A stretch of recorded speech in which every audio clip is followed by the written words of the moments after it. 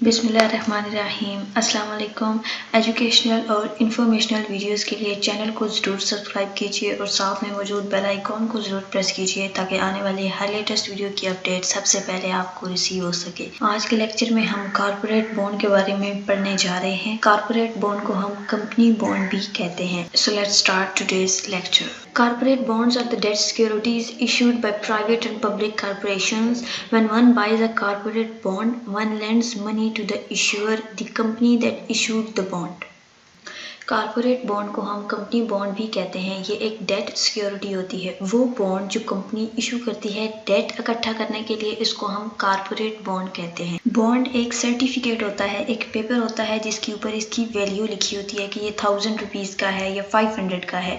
इसके ऊपर कंपनी की स्टाम्प लगी होती है और इन्वेस्टर्स इसको खरीदते हैं। लोग इसको क्यों खरीदते हैं, इनको क्या बेनिफिट होता है, क्या रीज़न होता है इसको खरीदने का।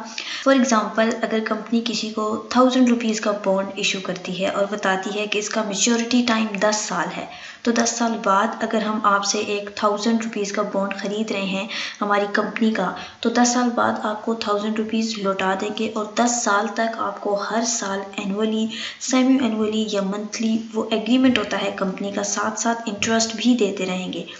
इसलिए लोग खुशी खुशी ख़रीद लेते हैं। लोगों को पता होता है कि हमें हर साल या 6 माह बाद इसके ऊपर जो इंटरेस्ट है वो भी मिलता रहेगा और लास्ट पर इसके जो पैसे हैं वो भी मिल जाएंगे। और जो बॉन्ड ख़रीद कर अपने पास रखता है उसे बॉन्ड होल्डर कहते हैं। और जो बॉन्ड इशू कर रहा होता है, फॉर एग्जाम्पल अगर कंपनी बॉन्ड इशू कर रही है तो उसे बॉन्ड इशूअर बोलेंगे। अब कंपनी बॉन्ड इकट्ठा करके ही पैसा क्यों लेती है? वो बैंक से भी तो लोन ले सकती है या किसी और कंपनी से उधार ले सकती है, लेकिन इसका रीज़न ये है कि कंपनी बॉन्ड में ज़्यादा बेटर है।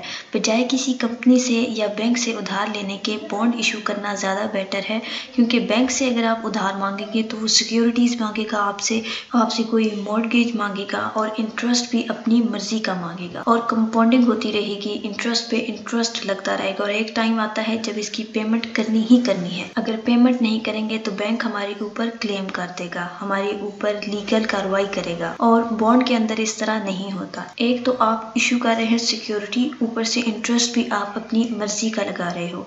इसके अलावा गवर्नमेंट भी बॉन्ड इशू करती है, बजाय किसी और मुल्क से लोन लेने के बॉन्ड को ज़्यादा प्रेफर करती है और कंपनीज भी बॉन्ड इशू करके लोगों से उधार लेना ज़्यादा बेहतर समझती हैं। आई होप आपको कॉर्पोरेट बॉन्ड का कॉन्सेप्ट अच्छी तरह समझ आ गया होगा। वीडियो अच्छी लगे तो लाइक ज़रूर कीजिएगा और अपने फ्रेंड्स और क्लास फेलोज़ के साथ शेयर करना मत भूलिएगा। अल्लाह हाफिज़।